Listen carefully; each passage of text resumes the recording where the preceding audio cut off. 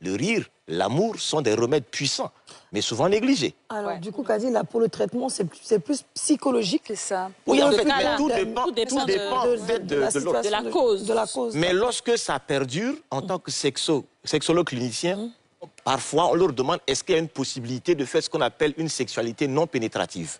Ça veut dire quoi? Ça veut dire que vous allez plus vers des préliminaires et puis parfois, ils vont faire ce qu'on appelle le sexe oral. Oui. Voilà.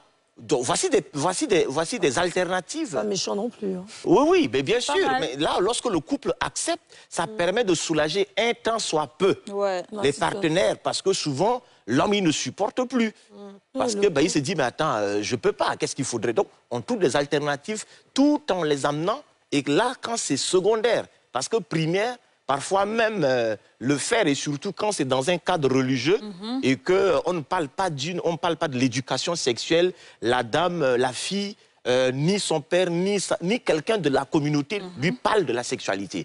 Elle vient et donc subitement, lors des rapports, elle sort de là traumatisée avec du sang un peu partout. Donc voire même déjà le sexe de son partenaire, ça le rappelle tout. C'est l'enfer, quoi. C'est pourquoi c'est important aussi d'encourager des communautés, et même au niveau religieux, parfois il faudrait en parler.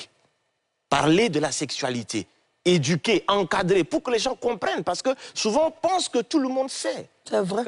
Mais c'est pas évident. Mais du coup, une femme qui est vaginiste, second degré, pas primaire, mais secondaire, pardon, ou primaire, l'un ou l'autre, et elle se rend compte qu'après, finalement, ça arrive, hein, bon, elle n'est pas attirée peut-être par des hommes, mais peut-être par le même sexe qu'elle. Est-ce que c'est du vaginisme toujours, ou bien c'est juste que c'est une autre orientation qu'elle a? Parce qu'il y a beaucoup de femmes, à force de ne pas pouvoir avoir du plaisir avec l'homme, et ce qui pénètre, du coup, avec ailleurs, et elles se sentent beaucoup mieux, en fait. Oui, je ne sais pas si vous me comprenez. C'est délicat, mais c'est une réalité. C'est délicat, mais ce sont des réalités qu'on gère. Vous avez vu ça? Oui. Exactement.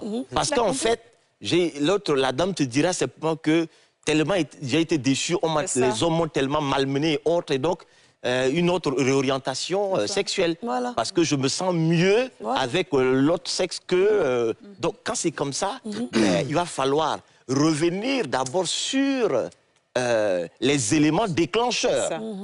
Voilà, pas de juger systématiquement la personne, afin de revoir qu'est-ce qui a conduit à cela et comment aider. C'est ça. C'est à cela qu'il faudrait voir. Il ne faut pas déjà se braquer et commencer à juger. Vraiment. Voilà. Oui, il veut terminer dessus, oui. En général, pour répondre à votre question, le vaginisme n'entraîne pas une déviation. Une déviation. Parce que ce qu'il faut retenir dans le vaginisme, c'est la peur du corps étranger. C'est-à-dire que si elle peut accepter le doigt de l'homme, elle peut accepter le doigt de la femme. Oui. Ok, d'accord. Donc, le vaginisme n'entraîne pas la déviation sexuelle. Si quelqu'un a une orientation sexuelle, c'est dans ses ADN.